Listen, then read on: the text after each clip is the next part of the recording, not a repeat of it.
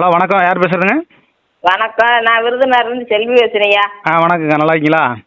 நல்லா இருக்கேன், நல்லா செல்வி இருக்கேன். அக்கா குரலை கேட்கறதுக்கு லக்ரன் டிவியில் ரொம்ப நாள் கழிச்சு வர்றீங்க. ஆமாம். சரி, இப்போ இந்த அதிமுகவை பற்றி ஏதாவது உங்களுக்கு வரலாறு தெரியுமா? நீங்கள் தென் மாவட்டத்து பகுதியில் இருக்கீங்க. அதிமுக இந்த கட்சி மதுரையில் ராமலிங்கம் தான் இந்த கட்சியை ஆரம்பிச்சிருக்காரு. எம்ஜிஆர் ஆரம்பிக்கலையா? எம்ஜிஆர் ஆரம்பிக்கல, இது ராமலிங்கனோட கட்சியில தான். கலைஞருக்கும் எம்ஜிஆருக்கும் பிரச்சனையாகி எம்ஜிஆர் வெளியேறின விட்டு மதுரையில் 1972 கட்சி இந்த ராமலிங்கம் கட்சியில இணைஞ்சு அதிமுகன்னு உருவாக்கியிருக்காரு. அப்ப ராமலிங்கன்ற ஒரு ஆரம்பிச்ச கட்சியில எம்ஜிஆர் இணைஞ்சிருக்காரு. சொந்த முழுக்க இந்த கட்சிய அதிமுக கட்சிய ராமலிங்கத்தோட கட்சி, அவர் காசை போட்டு ஆரம்பிச்ச கட்சி. ஓஹோ. இது இப்ப இவங்க எடப்பாடி எல்லாம் வீணா போனவங்க எல்லாம் இங்க இத்தனை பேர் மதுரையில இருக்காங்க, கள்ள வீட்டுக்காரங்க எல்லாம் மதுரையில இருக்காங்க, வீணா போய் உட்காந்துருக்காங்க. இது முழுக்க முக்கோளத்தோட கட்சியை போய் எடப்பாடிகிட்ட கொண்டு போய் கவுண்டன் கையில கொடுத்து போட்டு போய் உட்காந்துருக்கு அந்த அம்மாவும். இல்ல, முக்குளத்தூர் கட்சின்னு நம்ம ஒட்டுமொத்தமா சொல்லிட முடியாது. அதுக்கு காரணம் இது வீணா அந்த ராமலிங்கம் என்ன ஆளுகன்னு நான் இன்னும் கண்டுபிடிக்கல. சரி, என்ன ஆளுகளாவே இருந்துட்டு போட்டோம். அவர் ஒரு தமிழர். ஆனா முழுக்க அவங்க முழுக்க இது ராமலிங்கம் ஆரம்பிச்ச கட்சி, எம்ஜிஆர் தொடங்கின கட்சி இல்ல. எம்ஜிஆர் ஒரு மாசுள்ள நடிகர், மக்கள் செல்வாக்கு இருந்ததுனால அவர் போய் இணைஞ்சதுனால அவர்கிட்ட அந்த கட்சியை ஒப்படைச்சாரு. ரைட்டு. ஜெயலலிதா அம்மா அரசியல் அதிகாரத்துல உட்கார வச்சு அழகு பெற்றது எம்என் நடராஜனா, அம்மையார் சசிகலா. ஆனா இவங்களால அந்த அதிமுக கைப்பற்ற முடியலையே. அப்ப அவங்க என்ன ஆளுமையா இருந்தாங்க? கைப்பற்ற முடியல. இவங்கெல்லாம் முக்கோளத்தோன்னு சொல்றதுக்கு அசிங்கமா இருக்கு, கேவலமா இருக்கு. அப்ப சசிகலாவோட சசிகலாவோட எடப்பாடி பழனிசாமி தானே பெரிய ஆளு? அவன் தான் பெரிய ஆளு. வீணா பழனி 32 கொலை பண்ணிட்டு வெள்ளை வித்துட்டு வியாபாரியா இருக்கார, வியாபாரத்தனமா இருக்கேன். சரி, அது வழக்கு சம்பந்தப்பட்டது கிடையாது. ஆனா எடப்பாடி துரோகத்திலேயே இருக்கிற துரோகத்திலேயே அவர் துரோகம் பண்ணாருங்க. ஓபிஎஸ் ஆண்ட பரம்பரைங்கிறாங்க, அம்மையார் சசிகலா ஆண்ட பரம்பரைங்கிறாங்க. பொம்மைய பத்தி எல்லாம் நம்ம பேசக்கூடாது. இவங்களால அந்த கட்சியை கைப்பற்ற முடியலன்னா அப்புறம் எதுக்கு இவங்கெல்லாம் ஆண்ட பரம்பரை நோண்ட பரம்பரை? முடியலையே. அவன் ஸ்ட்ராங்கா ஊண்டிக்கிட்டாங்களே, இவங்களால முடியலையே. ஏன் கொஞ்சம் கொஞ்சமா தான் அப்படியே ஆணி வேற தொடரணும். அதுக்குதான் இவங்கள்ட்டையும் பணம் இருக்குல்ல. எல்லாத்திலையும் காசை கொடுத்து எல்லாத்தையும் நீதிபதியே போய் சொல்றாங்க. எடப்பாடி பழனிசாமி காசு கொடுக்குறாரு. அம்மையார் சசிகலாட்டையும் பன்னீர்செல்வத்திനും டிடி வித்தனா ரெண்டையும் பணம் இல்லையா? அவங்க நியாயத்தை எதிர்பார்த்தாங்கன்னா நியாயம் கிடைக்குமா? அரசியல் எல்லாம் கூவுறாங்க. இது கவர்மெண்ட்ல காசை வாங்கிட்டு நீதி அரசியல் பன்னீர்செல்வம் டிடி வித்தனா சசிகலா யாரும் அரசியல் வச்சு சம்பாதிக்கல. அரசியல் வச்சு தானே சம்பாதிக்கிறாங்க. மறுபடியும் அந்த அரசியலை பிடிக்கணும்னா மறுபடியும் பணத்தை செலவு பண்ணணும் தான். இப்ப நீங்களும் நானும் தான் வெட்டியா கூவிக்கிட்டு உட்காந்துருக்க முடிச்சு. மக்கள் ஓட்டு போட்டவங்க தான் வெட்டியா போய் உட்காந்துருக்க முடிச்சு. பூராமே கஞ்சிக்கலாதவன் இந்த வேலுமணி எல்லாம் ஜெயலலிதா அம்மா 100 கோடி செலவழிச்சு வளர்ப்பு போடுங்க கல்யாணம் முடிச்சிச்சு, அதை தூக்கி ஜெயில போட்டாங்க இந்த வீணா பண்ண திமுக காரங்க. இந்த வீணா செத்து போன அன்பழகேந்தே அவன் வாத்தியாரா இருந்து முட்டாப்பையில இருந்து ஜெயலலிதா மேல என்ன கோபமோ தெரியல பாவத்தை. இன்னைக்கு மதுரை மூர்த்தி 1500 கோடியில கல்யாணம் முடிச்சிருக்கா மகன். இந்த எஸ்பி வேலுமணி 2000 கோடியில கல்யாணம் முடிச்சிருக்கா மகனுக்கு. தனி பிளேட் வச்சிருக்காங்க. வெளிநாட்டுல எல்லாம் கம்பெனி வச்சிருக்காங்க. எல்லாம் அவங்களெல்லாம் தூக்கி போடலாம். இந்த எஸ்பி வேலுமணிக்கு வாங்க நல்லா ஈடி பண்ணுங்க, நல்லா ஏன் லேட்டா வந்திருக்கேன்னு கேட்கேன். அப்ப என்ன பயம் இருக்கு சென்ட்ரல் கவர்மெண்ட்? இதுல போய் அமித்ஷாவிட்ட போய் கட்சியை கொண்டு போய் வித்து போட்டேன். இல்ல இவங்க அமித்ஷா பார்த்து சேர்த்து வைக்கிறதுக்கு 3 பேருமே வேடிக்கை பாக்குறாங்க. அமித்ஷா பார்த்து சேர்த்து வச்சா அந்த கட்சி நல்லா இருக்குமா? அமித்ஷா பார்த்தெல்லாம் அமித்ஷா கிந்திக்காரனுக்கும் தமிழ்நாட்டுக்கு என்ன சம்பந்தம் இருக்கு? கிந்திக்காரனுக்கும் தாமரை மலரும்னு இந்த தமிழிசை சவுந்தரராஜன் அவெல்லாம் தமிழ்நாட்டுக்குள்ள பறந்துட்டு திருநெல்வேலியில பறந்துகிட்டு தாமரை மலர்ந்து சசிகலாமா 90% பணி எல்லாம் முடிஞ்சிருச்சு. வாயை திறந்து பேச மாட்டேங்க. வீணா போன இந்த அம்மா நாயின்றியான் பேயின்றியான் அவளேன்றியா இவளேன்றியான் பேச மாட்டேங்க. எதிர்த்து பேச மாட்டேங்க. ஜானகி அம்மா கணக்கட்டா ஒதுங்கி போய்ன்னு சொல்றது எதுக்குடா நான் ஒதுங்கணும்னு இது கேட்க மாட்டேங்க. அவங்களுக்குள்ள ஏதோ ஒரு அண்டர்ஸ்டாண்டிங் இருக்கு.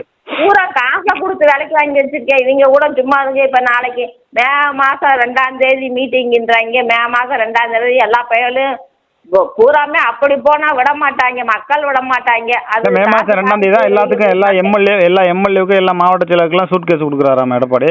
ஆமா, காசு கொடுத்து பிரியாணி. சரி, ஓட்டு கிடைக்காது. சரி, மே 2ஆம் தேதி அவங்க பண்ணுறாங்க. மே 1ஆம் தேதி அம்மையார் சசிகலாவும் ஓ பன்னீர்செல்வம் சேர்ந்து எல்லா எம்எல்ஏவுக்கும் தலைக்கு ஒரு 5 கோடி கொடுத்து தூக்கணும்னா தூக்க முடியாதா? காசு செலவு பண்ணணுமே. இதை எம்எல்ஏகளுக்கு கொடுத்து எம்எல்ஏ ஓட்டு போட்டு அவங்க ஜெயிக்க போறாங்க. மக்களுக்கு செய்யணும். மக்களுக்கு செய்யணும். மக்களுக்கு செய்யணும். இப்ப மக்களுக்கு இதுவரையும் சசிகலா அம்மாவும் ஓபிஎஸும் இதுவரையும் மக்களுக்கு செஞ்சிருக்காங்களா? மக்களுக்கு அவங்க 1000 ரூபா கொடுத்தா நீ 2000 ரூபா கொடு, அழகா அவனா நம்மளான்னு பார்க்க வேண்டாமா? காசை எடுத்து ஆமா கொதிச்சு போயிருக்காங்க. மக்களுடைய வரிப்பணத்துல இருந்து சம்பாதிச்சது தானே சசிகலாவும் ஓபிஎஸும். தொண்டர்களுக்கு ஏதாவது செய்யலாம்ல? வீணா போனவங்க ஒண்ணுமில்லாதவங்க இன்னைக்கு கோடி கோடியா தனி பிளேனை வச்சுக்கிட்டு அவன் மகனை கொண்டாந்து உள்ள இந்த கட்சி மதுரைக்காரன் கட்சியை கொண்டு போய் அடமானம் வச்சு இன்னைக்கு ஒண்ணுமில்லாம போய் உட்காந்துருக்கு. நீங்க அப்படிதான் நினைக்கிறீங்க? எடப்பாடி பழனிசாமி எப்படி சூசகமா நயினார் நாகேந்திரனை உள்ள கொண்டு வர்றாங்க பாருங்க, அண்ணாமலை நீக்கிட்டு. நயினார் நாகேந்திரனாப்புல என்ன செஞ்சு? நயினார் நாகேந்திரன் ஓபிஎஸ் விட ரொம்ப மோசமானவன் நயினார் நாகேந்திரன். என்ன அப்படி சொல்றீங்க? அவனுக்கு என்ன காசு பணம் இருந்தாப்புல என்ன செல்வாக்கு இருக்கு? திருநெல்வேலிக்காரன் என்னாப்புல என்ன செல்வா இருக்க? முதல்ல அவன் ஊர்ல அவன் ஜெயிக்க முடியுதா? இல்ல, போன தடவை அவர் ஜெயிச்சிருக்காருல்ல, அது வரையும் அவர் ஜெயிப்பாரு.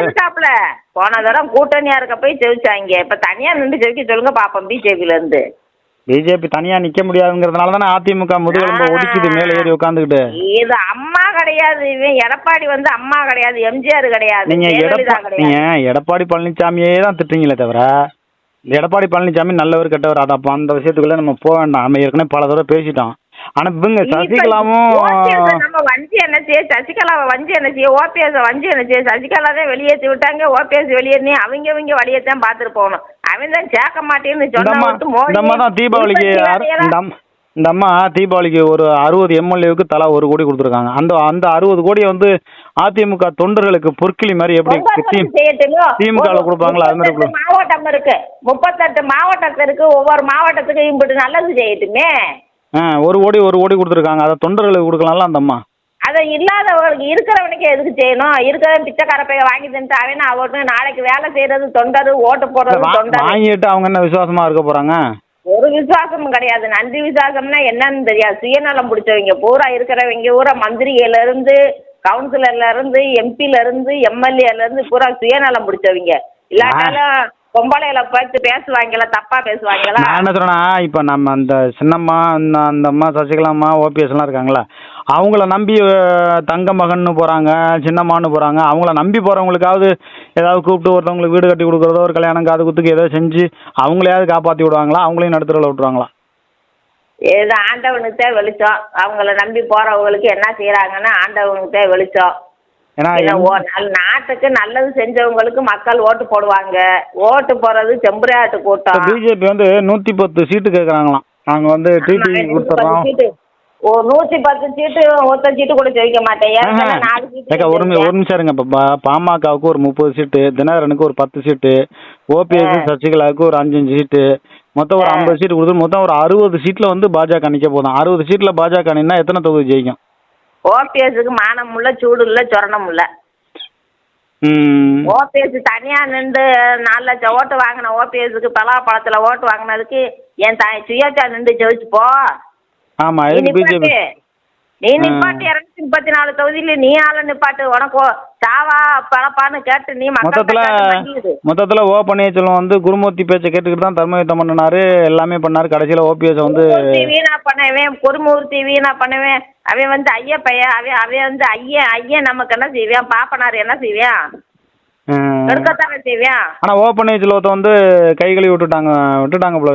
கை கழுவியே விட்டுட்டாங்க. என்னதுக்கு இந்த உள்ள நான் சேர்க்க மாட்டேன்ட்டு இவன் ரெட்டனா கால போட்டு உட்காந்துருந்தேன்.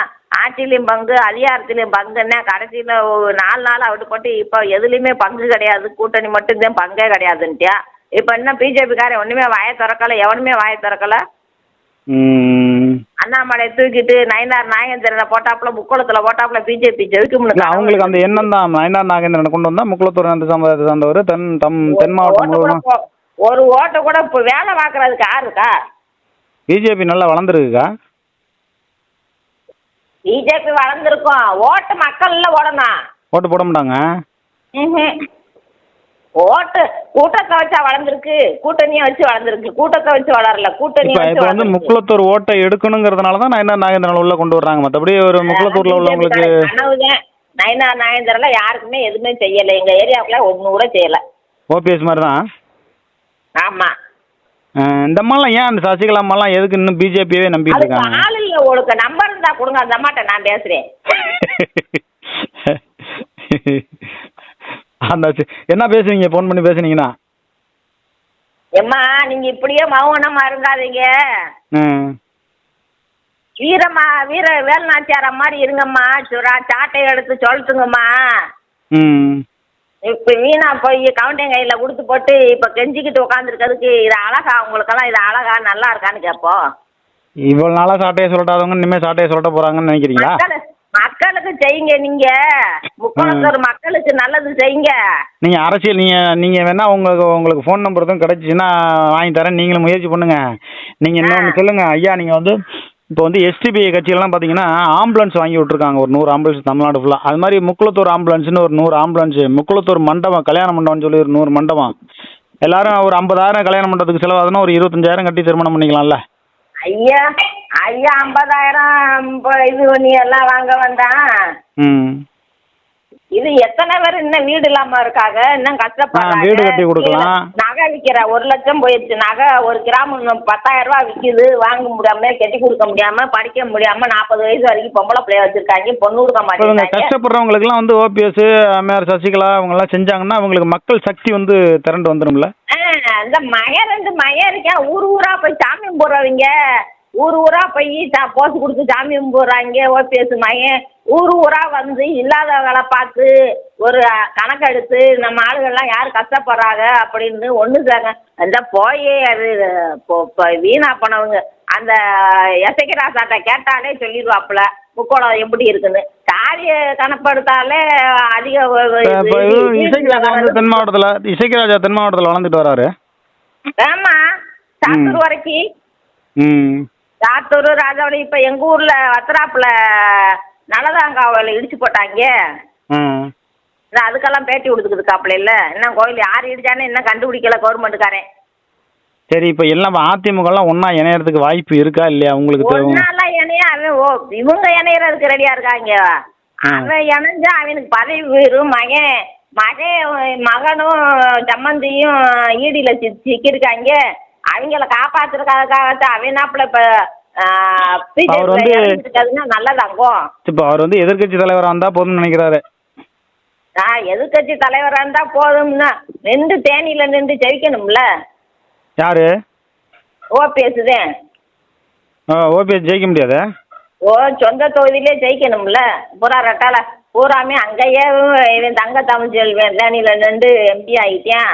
ஆனா முஸ்லீம் ஓட்டெல்லாம் கிடைக்குமாக்கா அந்த பிஜேபி கூட கூட்டணி வச்சதுனால? முஸ்லீம் ஓட்டு பிஜேபியில் இல்லைன்னா முஸ்லீம்காரங்களே சொல்லிட்டாங்க, பிஜேபிக்கு போகாம இருந்தா ஓபிஎஸ்க்கு போடுவோம்ட்டாங்க. இல்லைன்னா போட மாட்டாங்க. போட மாட்டாங்களா? ஓபிஎஸ் நின்னாலுமா? ஓபிஎஸ் நின்னாலும் போட மாட்டாங்க. பிஜேபி கூட நின்றா போட மாட்டாங்க, தனியா நின்றா சுயேட்சை நின்றா போடுவாங்க. அதுக்கு இவர் பேசாம ஒரு 2026ல் பிஜேபி கிட்ட போய் சீட்டு வாங்குறதுக்கு இவர் ஒரு 10 தொகுதியில் அனுப்பி நிக்கலாம்ல தனியா? எல்லா தொகுதியிலும் நிப்பாட்டெல்லாம். 10 தொகுதி என்ன 10 தொகுதி? எல்லா தொகுதியிலும் நிப்பாட்டினா காசு செலவு பண்ணணும்ல. யார் செலவு பண்றது? காசு செலவு பண்ணணும்ல. காசு கொடுக்காம பிச்சிமா காசா கொடுக்குறேன். சீமா என்ன காசா கொடுக்குறேன்? கொடுக்குறவங்க காசா வாங்கிக்கிட வேண்டியதேன். ஓட்டு நிக்கிறவனா நம்ம ஆளுகளை பார்த்து போட்டுக்கிட வேண்டியதேன். சரி, இப்போ வந்து பாஜக வந்து ஒரு 110 சீட்டு வாங்கி அதில் ஒரு 60 சீட் நிற்க போத்துக்கிறாங்க. அந்த 60 சீட்டில் ஒரு 4-5 சீட்டாக வருமா?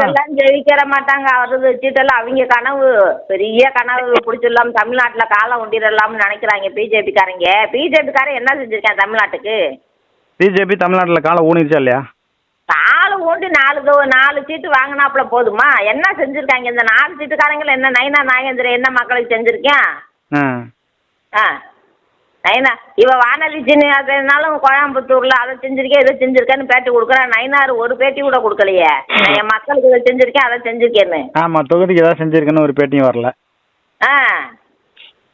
இப்ப அவங்க இப்ப இல்லாதவங்களுக்கு இந்த காசு இந்த இப்போ இந்த நலவாரியத்துக்கெல்லாம் சென்ட்ரல் கவர்மெண்ட்ல இருந்து தான் கொடுக்குறேன்றாங்க. நலவாரிய காசு வரல. இவங்க இல்லைக்கா, சசிகலா அம்மா வந்து யாருக்கும் இப்போ இந்த கலைஞர் வந்து பொற்கிளின்னு கொடுப்பாரு 10,000 தொண்டர்களுக்கு. அது மாதிரி சசிகலா அம்மா வந்து இப்போ தென்காசி வரலாம், உங்கள் ஏரியாவுக்கு வரலாம், பொற்கிளின்னு ஒரு 10,000 கொடுக்கலாம்ல. ஒரு 500 பேர் 1000 பேர் தேர்வு பண்ணி ஒவ்வொரு மாவட்டத்துலையும். மேடை ஓட்டு இல்லாதவங்களுக்கு அந்த காலத்துல எல்லாம் இல்லாதவங்களுக்கு ஒரு மிஷினை கொடுத்துருக்காங்க, ஒரு தட்டிவானை கொடுப்பாங்க, ஒரு காசு கொடுப்பாங்க, என்னென்னமோ செஞ்சுருக்காங்க அந்த காலத்துல இருந்தேவும். இல்லை அது மாதிரி செஞ்சால் மக்கள் செல்வாக்கு வந்துடும். அதிகம் இல்லாதவங்களுக்கு வீடும் கொடுத்துருக்காங்க, நலத்திட்டம். இவங்க அதுவும் இல்லையே. ஏக்கா பிஜேபி சம்மதம் இல்லாமல் இவங்க அசையவே முடியாது. அம்மையார் சசிகலாவும் சரி, ஓ பன்னீர்செல்வமும் சரி. பிஜேபி காரெல்லாம் காசு கொடுக்க மாட்டேன். பிஜேபி காரன் நின்றாலும் பிஜேபி காரன் காசு கொடுக்க மாட்டேன் மக்களுக்கு. அப்புறம் எப்படி ஜெயிப்பேன்? அதிமுக தென் மாவட்டத்தில் என்ன நடக்கும் அதை சொல்லுங்க. அதெல்லாம் ஓட்டெல்லாம் விழுகவே செய்யாது. தென் மாவட்டத்தில் ஓட்டே விழுகாது. இவங்களுக்கு பிஜேபிக்கு விழுகாது, ரெட்டலைக்கு எடப்பாடி மூஞ்சிக்கு ஓட்டே விழுகாது. ஏன்னா நான் எடப்பாடிக்கு ஓட்டுக்கு போனது. எடப்பாடி மூஞ்சிங்கிறீங்க. அவர் திறமை வந்து இவங்க 2 பேர்த்துட்டும் இல்லையே. இவங்க 2 பேரும் என்ன செய்ய? அவன் நின்று மக்களா ஓட்டு போட்டு ஜெயிக்க வச்சாங்க. மக்கள் ஓட்டு போடலாம். அந்த கட்சியை இவங்க 2 பேரும் சேர்ந்து மீட்க முடியல. ஓபிஎஸ் சசிகலாவும் சேர்ந்து மீட்க முடியல. அது திறமை இல்லை, இவங்களுக்கு திறமை இல்லை. ஓபிஎஸ்க்கு திறமை இல்ல. தென்னகரன் தனி கட்சி ஆரம்பிச்சுட்டு போட்டா தென்னகரனை விட்டுற வேண்டியது. ஓபிஎஸ்க்கும் சசிகலா காசு என்ன எறும்பாது இங்க போகுது. ஜெயலலிதா அம்மாளுக்கு போட்டா அத்தனை சொத்தையும் போட்டா. அப்ப கோடநாடெல்லாம் செல்ல பிள்ளையா இருக்கு. கோடநாட்டுக்குள்ளேயா போட்டு பேசாங்க. சரி ரைட்டு, என்ன நடக்குன்னு பார்ப்போம். அதிமுக 110 சீட்டு வாங்கி அமமுகவுக்கு, பாமகவுக்கு, தேமுதிகவுக்குலாம் கொடுத்துட்டு ஒரு 60 தொகுதியில் நிற்க போறா சொல்றாங்க. அந்த 60 தொகுதியில் ஏதோ 2 சீட்டு தான் ஜெயிக்கலாம் அவங்க நினைக்கிற மாதிரி. இதெல்லாம் இப்போ ஒரு ஓபிஎஸ் எல்லாம் அந்த பிஜேபி கூட போய் நின்றா அவரும் ஜெயிக்க மாட்டாரு. அப்போ 2026 ஓபிஎஸ், அப்போ 2026 யாருமே ஜெயிக்க மாட்டாங்க. இவர் தனியா நின்றாலும் பிஜேபி இல்லாம தனியா நின்றா ஜெயிச்சிருவாரு. இல்லைன்னா ஜெயிக்க முடியாது. பிஜேபியோட அவன் கொடுத்து அவன் கட்சியில நிப்பாரா இவரு? அப்பனா சுயேட்சையா தான் நிக்கணும். சுயேட்சையா நின்னா ஜெயிப்பாரு. சுயேட்சையானாலும் பிஜேபி கூட்டணி தானே. கூட்டணிக்கும் போது முஸ்லீம் ஓட்டு, கிறிஸ்தவ ஓட்டு கிடைக்கும். கூட்டணியே ஆகாம நின்றா ஜெயிச்சுறாங்க. ஜெயலலிதா மாதிரி லேடியா மோடியான்னு கேட்டா மக்கள் ஓட்டு போட ரெடியா இருக்காங்க. எடப்பாடியே கை கழுவணும்னு நினைக்கும் போது ஓபிஎஸ் பின்னாடி போறதுக்கு ஆளு ரெடியா இருக்காங்க. சரி பாப்போம். அதிமுக கூட்டணியில இல்லாம தனித்து பன்னீர்செல்வம் போட்டிட்டா ஜெயிக்க முடியும். அதே போல தென் மாவட்டத்தில் 60 தொகுதி, 60க்கு மேற்பட்ட தொகுதியில் வந்து பாஜகவுக்கு ஓட்டு கிடைக்காது அப்படின்னு பல்வேறு கருத்துக்களை சொல்லியிருக்கீங்க. நன்றி, வணக்கங்க. ஆமா, நாட்டுக்கு நல்லதே செய்யலையே, பிறங்கிட்டு குடிக்கும்.